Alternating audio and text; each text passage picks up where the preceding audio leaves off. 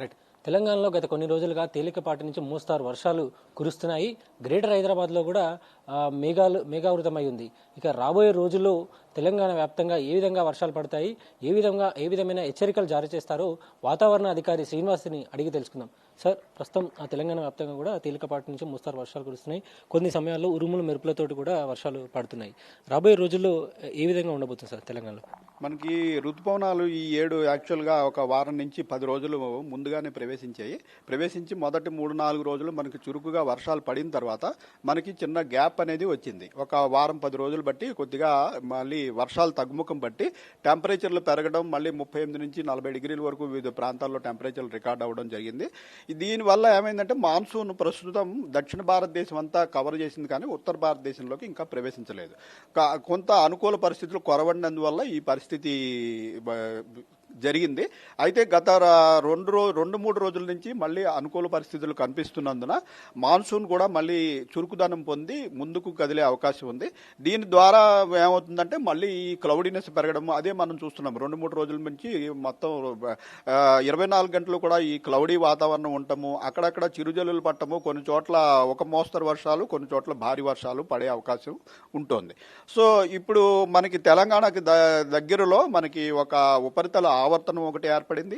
అలాగే అరేబియన్ సముద్రం నుంచి ఆ ఉపరితల ఆవర్తనం మీదుగా ఇటు కోస్టల్ ఒడిశా వరకు ఒక ద్రోణి కూడా ఏర్పడింది. ఈ రెండిటి వల్ల మనకి మళ్ళీ బాగా తేమగాలులు ప్రవేశించే అవకాశం ఉన్నందున రాగల 5 రోజుల్లో రాష్ట్రంలో విస్తారంగా వర్షాలు పడే అవకాశం ఉంది. కొన్ని జిల్లాల్లో భారీ వర్షాలకు కూడా మనం వార్నింగ్ ఇవ్వడం జరిగింది. ప్రస్తుతం తెలంగాణకి ఏ అలర్ట్లు జారీ చేశారు? ఏ జిల్లాల్లో భారీ వర్షాలు పడే అవకాశం ఉంది? మనకి రాష్ట్ర వ్యాప్తంగా అన్ని జిల్లాల్లోనూ చెదురుమదురుగాను ఒక మోస్తరు వర్షాలు పడే అవకాశం ఉందని 33 జిల్లాలకి మనం వార్నింగ్ ఇవ్వడం జరిగింది. అయితే కొన్ని జిల్లాల్లో అంటే ఈ ద్రోణి యొక్క పొజిషన్ బట్టి, ఈ ఉపరితల ఆవర్తనం ద్రోణి యొక్క పొజిషన్ బట్టి ఈ రోజు రేపు మనకి ముఖ్యంగా ఈ పశ్చిమాన ఉన్న జిల్లాలు కామారెడ్డి, నిజామాబాద్, మన సంగారెడ్డి, వికారాబాదు, ఉమ్మడి మహబూబ్ నగర్ జిల్లా ఈ ప్రాంతంలో ఈ రోజు రేపు భారీ వర్షం అంటే 7 సెంటీమీటర్లు పైబడి వర్షపాతం పడే అవకాశం ఉందని వార్నింగ్ ఇవ్వడం జరిగింది.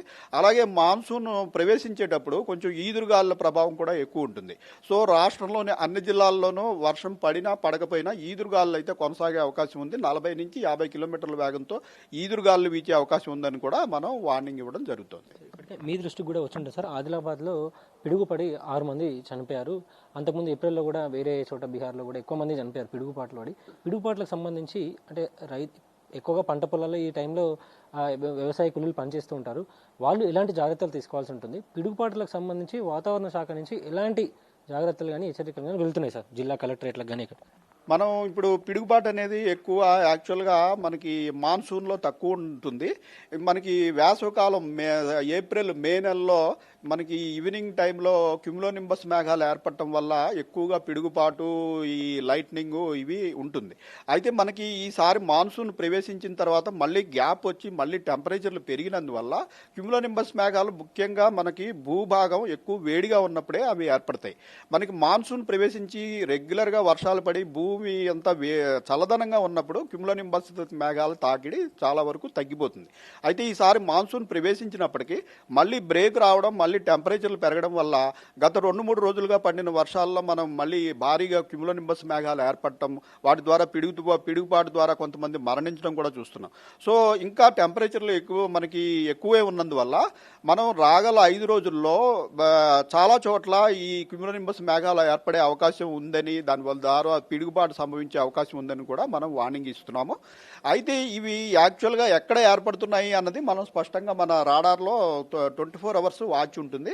ఈ 24 అవర్స్లో ప్రతి 3 గంటలకి రాగల 2-3 గంటల్లో ఫలానా జిల్లాలో క్యుములోనింబస్ మేఘాల తాకిడి ఎక్కువ ఉంటుంది, అక్కడ పిడుగుపాటు ఎక్కువ ఉంటుంది అని చెప్పి ఆ సంబంధిత జిల్లాకు సంబంధించిన అధికారులు, జిల్లా కలెక్టర్లు కానీ ఇతర రెవెన్యూ అధికారులు కానీ వీరందరికీ కూడా మనం తక్షణం వార్నింగ్స్ ఈమెయిల్స్ ద్వారా, వాట్సాప్ ద్వారా, వివిధ మాధ్యమాల ద్వారా మనం తెలియజేయడం జరుగుతుంది. అలాగే రైతులకి ఈ రెయిన్ఫాల్ వల్ల ఏ పంటలు వేసుకోవాలి, పంటలు ఎప్పుడు స్టార్ట్ చేయాలి, ఈ విభాగం కూడా ప్రత్యేకంగా అగ్రోమెటీరియలాజికల్ యూనిట్ అని ఉంది. వారు ఏంటంటే ఈ పడిన వర్షపాతం వల్ల ఏ పంటకి ఉపయోగం, అసలు ఏ పంట వేస్తే ఉపయోగం, ఎప్పుడు పంట పెట్టాలి, ఇదంతా కూడా. అలాగే ఎక్కడైనా భారీ వర్షాలు పడినట్టయితే దానివల్ల ఏమన్నా వరదలు సంభవించే అవకాశం ఉందా, ఈ వివరాలని అగ్రోమెట్ అండ్ ఫ్లడ్ మెటీరియలాజికల్ యూనిట్ వారు సంబంధిత అగ్రికల్చర్ అధికారులకి, జిల్లా అధికారులకి వారు కూడా డైలీ బులెటిన్స్ ద్వారా తెలియజేస్తూనే ఉంటాం. అంటే ఆ పిడుగుపాట్లకు సంబంధించి మీరు సూచనలు చేసిన టైంలో అక్కడ వ్యవసాయ కూలీలు ఉంటారు కాబట్టి ఆ పొలంలో కొంతమంది నిన్న జరిగిన సంఘటన చూసుకుంటే ఒక గుడిసెలోకి వెళ్ళారు, అయినప్పటికీ పిడుగుపడి తప్పింది. అంటే ఆ సమయంలో అక్కడ ఉంటే ఇట్లా వారిని రక్షించుకోవడానికి ఏం చేయాల్సి ఉంటుంది? అంటే పొలం వెళ్ళాలా, ఆ టైంలో వెళ్ళొద్దా అసలు? అంటే ఇటువంటి పిడుగుబాటు సంభవించేటట్టు మనకి ముందుగానే కొంచెం అలికిడి వస్తుంది. ఎందుకంటే మనకి బాగా ఈదురుగాలు రావడం, సడన్ గా ఈదురుగాలు వచ్చి వేసవకాలం వచ్చినట్టుగా ఉరుములు మెరుపులు సంభవిస్తున్నప్పుడు బయట ఉండకపోవడం అనేది శ్రేయస్కరం. చెట్ల కింద అసలు ఉండకూడదు, ఇలా టెంపరీ ఆవాసాల్లో కూడా ఉండకుండా మంచి పక్కా ఇంట్లో ఉన్నట్టయితే మనకి రక్షణ పొందుతాము. ఇట్లా పాకలు చిన్న చిన్న ఆశ్రయం పొందే చోట్ల కూడా పిడుగుపాటు సంభవించే అవకాశం ఉంటుంది. చెట్ల కింద కూడా చాలా అవకాశం ఎక్కువ ఉంటుంది. కాబట్టి చెట్ల కింద తలదాచుకోవడం, ఇటువంటి చిన్న చిన్న ఇళ్లలో కూడా ఉండడం మంచిది కాదు. పిడుగుపాటు భారీగా సంభవించే అవకాశం ఉన్నప్పుడు మనకు ముందుగానే సూచన తెలుస్తుంది. చాలాసేపు ముందు ఉరుములు మెరుపులు సంభవించడం అది తెలుస్తుంది. కాబట్టి ఆ సమయంలో జాగ్రత్తగా ఉండి సమీపంలో ఉన్న పక్కా ఇంట్లో మనం ఆశ్రయం పొందడం మంచిది. ముఖ్యంగా గత ఏడాది వర్షాకాలం చివరి సమయంలో ములుగులో ఎక్కువ పెద్ద వర్షం పడింది. ఇక ఈ వర్షాకాలం చూసుకుంటే ఒక చోట తక్కువ టైంలోనే ఎక్కువ సెంటీమీటర్ల వర్షపాతం నమోదైంది. మొన్న 14 సెంటీమీటర్లు అటు సైడ్ గచ్చిబౌలి అటు సైడ్ మనకి నమోదైనట్టు కూడా వచ్చింది. అంటే ఆ తక్కువ టైంలో ఎక్కువ సెంటీమీటర్ల వర్షం పడుతుందని పక్కగా చెప్పడానికి ఉంటుందా సార్ మనకి? అది మనం జనరల్గా ఏదైనా సిస్టమ్ ఉన్నప్పుడు, ఇప్పుడు అల్పపీడనము అటువంటి ఉంది అనుకోండి, అల్పపీడనం ఉంటే దానికి దగ్గరలో ఉన్న జిల్లాల్లో భారీ వర్షం సంభవిస్తుంది అన్నది తెలుస్తుంది. అయితే ప్రస్తుతం అటువంటి పరిస్థితి లేనప్పటికీ భారీగా తేమ లభించి భూభాగం ఇంకా వేడిగా ఉండటం వల్ల క్యూములోనింబస్ మేఘాలు అప్పటికప్పుడు ఏర్పడతాయి. దానికి ముందు రోజు మనం చెప్పడానికి అవ్వదు, కానీ 3 గంటల ముందు దాన్ని రాడార్లో మనం చూడగలుగుతాం. సో రాడార్లో చూసేసి మనం సంబంధిత అధికారులకి వెంటనే రాగల 3 గంటల్లో ఇక్కడ భారీ వర్షం, క్యూములోనింబస్ మేఘాలు, ఇలా పిడుగుపాటు సంభవించే అవకాశం ఉంది అని 3 గంటల ముందు మటుకు మనం హెచ్చరించే సదుపాయం అయితే ఉంది.